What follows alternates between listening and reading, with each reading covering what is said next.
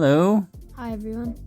we're a family who recently moved to Japan, and today our goal is to go to BookOff.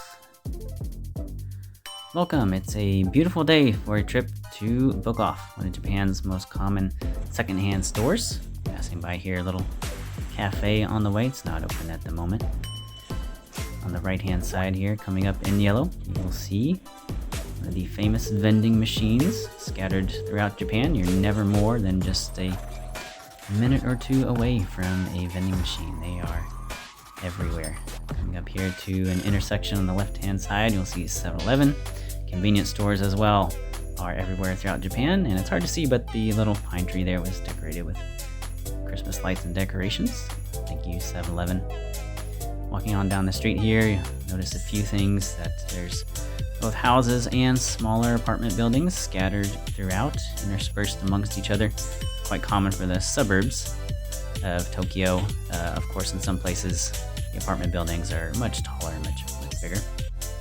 You notice too that bushes and trees are trimmed quite nicely. They tend to keep up with that. And then, interestingly, also scattered throughout, you'll find just garden plots that apparently people can rent out.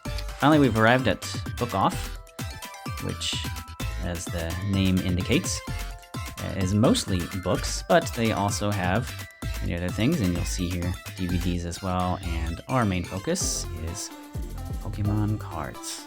As we enter the store here, see an employee there restocking some things. That's my son checking out the wares that are available, and here we come to the trading card section. So our focus is Pokemon, but they do have other types as well.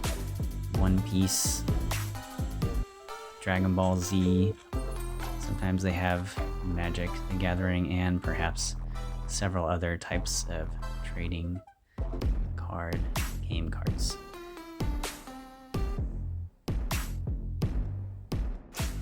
We'll just take it slow and look at some of the cards they have available today. All the cards at the store are all pretty recent.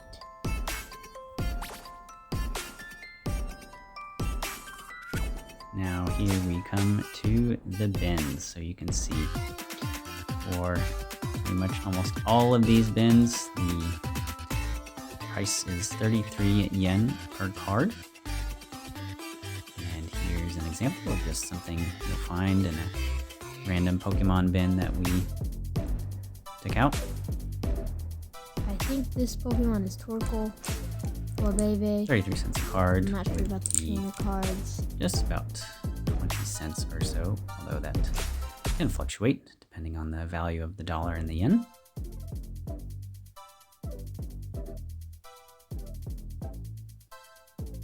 No shortage of bins, and this is quite common. Now here we come to the pack section, where here are the packs available, and there's a variety for sure of the various types of trading cards. Some decks, it seems they have kind of put together, and then further on down we have sleeves and some binders and card holders. Now, as I mentioned, there's also DVDs, books, some collectible items in the store, CDs as well, and even a decent selection of records or vinyls if you are interested in that. Some old Nintendo or video game systems as well as newer games.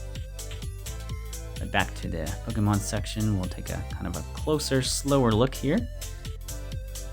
Today looks like one of the most expensive cards they have is about 10,000. Most of them here are just a couple hundred, occasionally one that's maybe 1,000 or two. There's one for almost 6,000 yen. Yeah, it's a gold Nespo. Would be about $40, something like that. There we go, the 10,891 yen for that card there. Oh, there's a applin and a spatha. And you'll notice too that occasionally there are color markers to kind of indicate perhaps that the price has been reduced somewhat, and even there we can have you can see a 50% off. So sometimes they are even discounted quite a lot. Back to the bins, one more look, and they are somewhat organized. Occasionally some stores have them much more organized than others, and of course as people come through that get a little bit disorganized, but here they are again.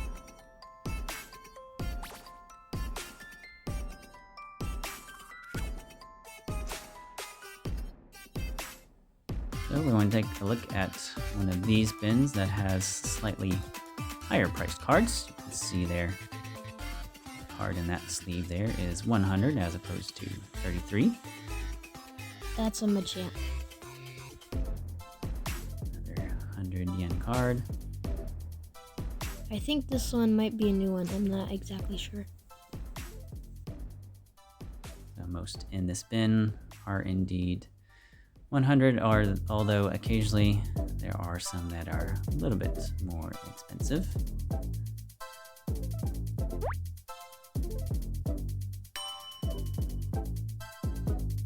Flipping on through there.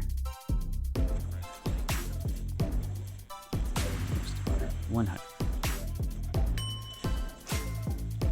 This is an Iron Treats.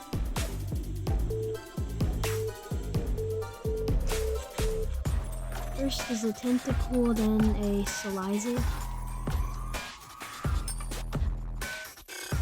That'll just about do it for our video today.